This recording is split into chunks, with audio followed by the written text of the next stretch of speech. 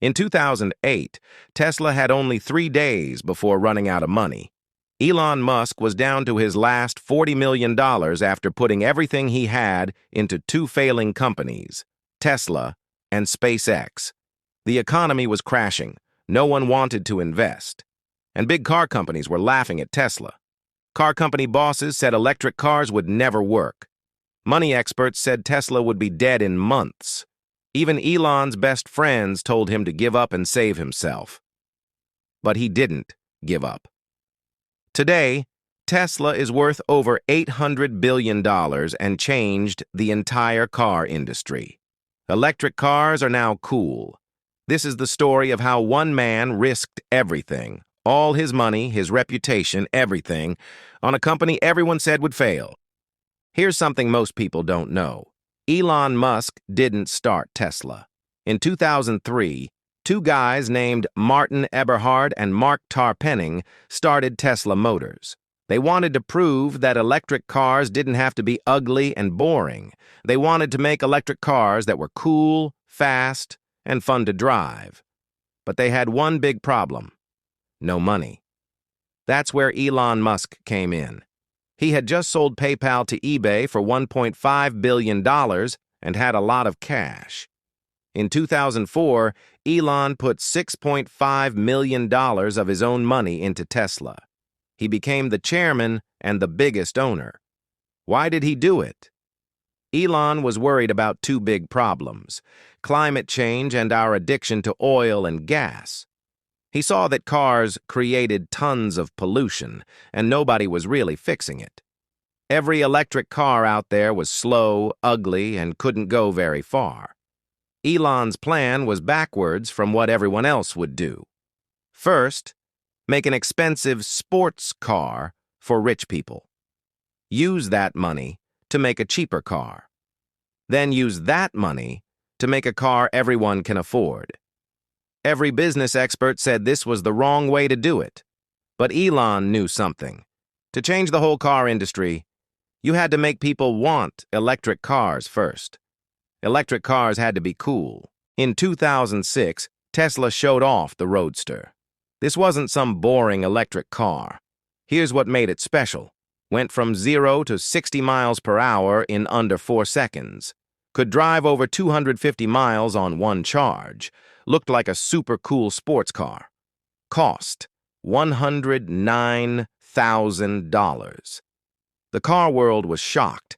This thing was fast. It proved that electric cars could be just as good or better than regular cars. But behind the scenes, total chaos. The Roadster was a nightmare to build. Tesla was trying to invent everything from scratch. The batteries, the motor, the computer system. They were losing money fast. Everything was delayed.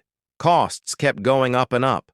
By 2007, Eberhard and Musk were fighting all the time about how to run the company. The board kicked Eberhard out, and Musk became CEO in 2008. And that's when things got really bad. Hey, picture this. It's December 2008. The economy has crashed. General Motors and Chrysler are going broke and need the government to save them. And here's Tesla, a tiny startup that's never made any profit, trying to sell $100,000 electric sports cars. The problems kept piling up. Number one, making cars cost too much. Each Roadster was supposed to cost $65,000 to build, but it was actually costing over $200,000. Tesla was losing money on every single car they sold. Number two, running out of cash. The company was spending $4 million every month and only had a few months of money left. Number three, nobody would invest. In the middle of the worst economic crash since the Great Depression, nobody wanted to put money into a risky electric car company. The people who had already invested didn't have any money left to give. Number four, SpaceX was also failing.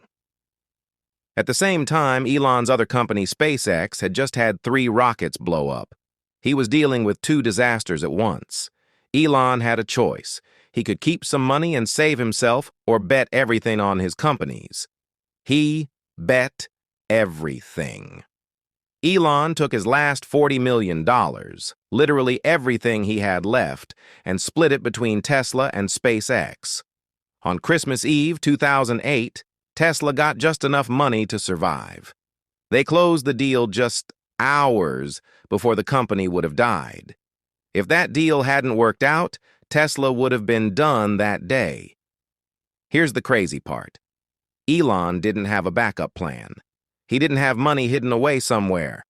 If Tesla and SpaceX both failed, he would have lost everything.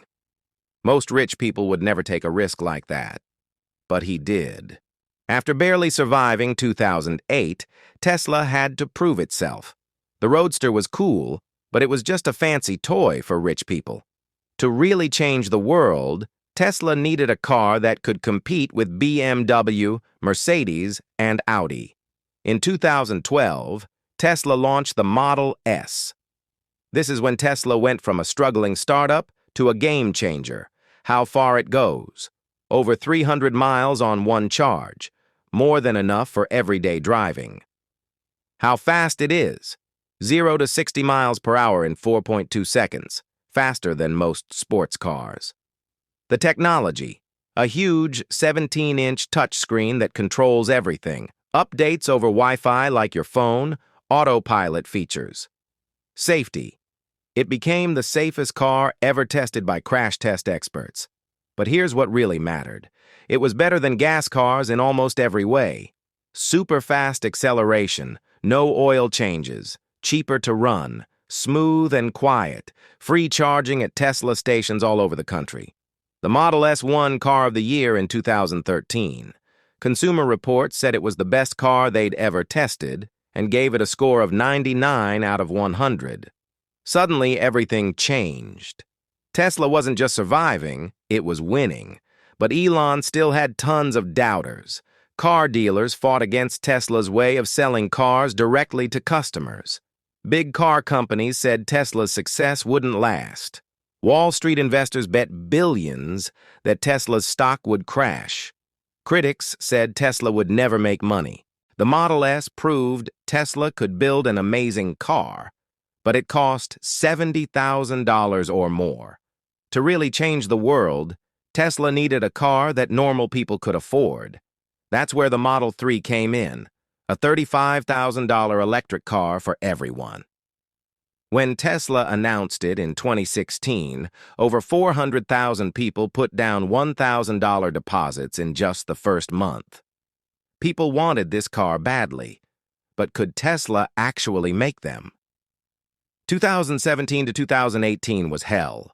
Elon was sleeping at the factory, working 120 hours a week, personally fixing robots at 3 in the morning. The company was only making a tiny fraction of the cars they promised, and the media was attacking them constantly. News headlines screamed, "Tesla is running out of money fast. Is Tesla going bankrupt?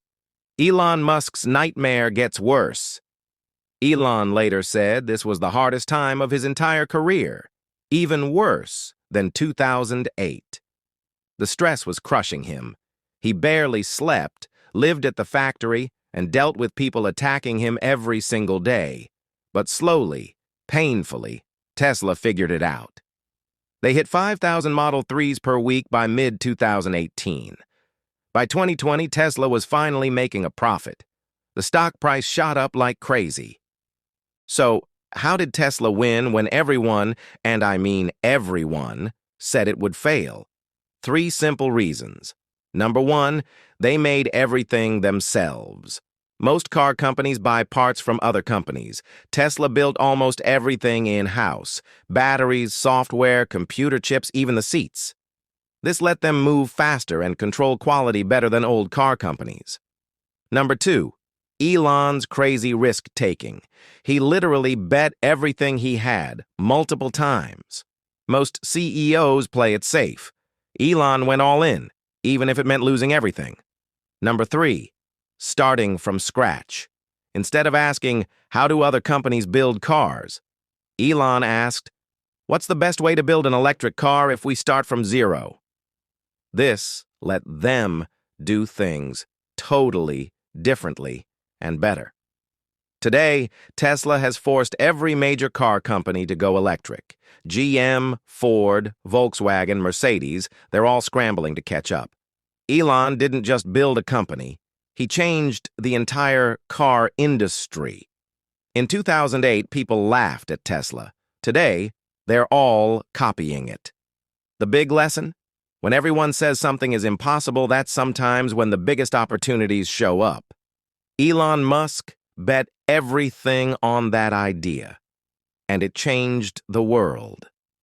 If you enjoyed this video, hit that subscribe button.